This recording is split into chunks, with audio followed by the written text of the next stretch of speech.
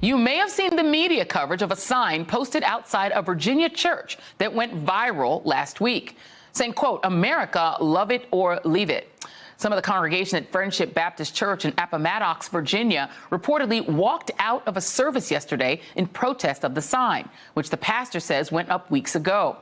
But it certainly echoes the sentiments expressed recently by Donald Trump, who said last week that 4 Democratic congresswomen of color, known as the Squad, should go back to the places where they came from, even though they are American. The president continues to rage tweet about the Squad. This morning, he called them, quote, "a very racist group of troublemakers who are young, inexperienced, and not very smart." These comments come on the heels of reports of some disturbing social media posts targeting the 4 congresswomen. A photo depicting the 4 as the Jihad Squad was posted on the Facebook page of the Illinois Republican County Chairmen's Association Friday night. And a police officer in Gretna, Louisiana, has just been suspended after he was busted on Facebook for writing about Congresswoman Alexandria Ocasio-Cortez, quote, "This vile idiot needs a round, and I don't mean the kind she used to serve." I'm joined now by Reverend Dr. William Barber, co-chair of the National Poor People's Campaign and author of Revive Us Again, Vision and Action in Moral Organizing. And Bishop Barber, let's talk about, first of all, this statement, love it or leave it. Can you just talk a little bit about the origins of that and what connection it had to anti-integrationists and segregationists back in the 1950s? I'm here in Iowa with the Disciples of Christ, Christian Church Disciples of Christ Joy, and we have thousands of people who are saying welcome. But there's always been this other side of perverted, I call it racist Americanity, that is not true Christianity. And those signs were put up by the Klan. One county from over where I live in eastern North Carolina used to be a county, a sign up that said, "This is Klan country, America, love it, love it or leave it." It is a strange form of extremism to have people who come and take other people's land to then now say, go back to where you come from. It is a form of engendering hate and racism.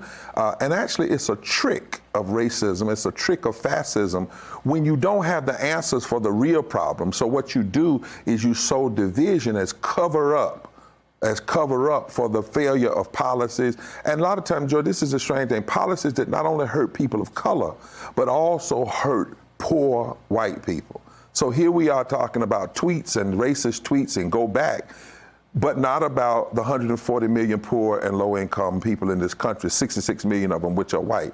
Not about the 62 million people who don't make a living wage. We're not talking about how his administration is blocking living wages and his party is blocking living wages and blocking health care, and thousands of people are dying because these tweets, these racist tweets and racist saying used in history by racism and fascism are always kind of a psychological bird, as King said, being fed to people so that they don't pay attention to the real destruction that's happening in their lives.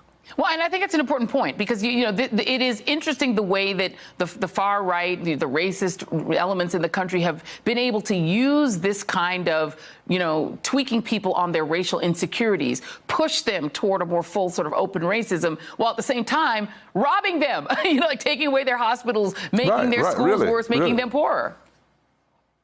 Yeah, so for instance, Trump was in Pitt County the other day. Pitt County didn't go for Trump. It didn't go for any of that. And he was about 35 miles from a hospital that was closed in rural eastern North Carolina because of Republicans in our state refusing to expand Medicaid. But so they don't have answers, so you use this cover-up. Now, here's another cautionary thing. We cannot act like this is new.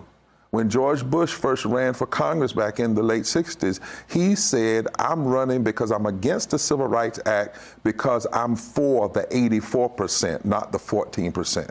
Ronald Reagan, when he ran, he often talked about welfare queens taking from people. He ran against fair housing, saying that a person should have a right to discriminate if it's their property. And he began part of his campaign in the same county where the 4 civil rights leaders were killed, the 3 civil rights leaders were killed in Mississippi. So this coding and this tweeting is not new. It's just more of it. It's more pushed out because we have a 24 news cycle, but it is not new. And it always is a cover-up for the other policies that are actually hurting people of color, and I want the audience to hear this, and poor white people, of whom there are 66 million poor and low-income white people, that while this hate is being spread, their lives are being damaged.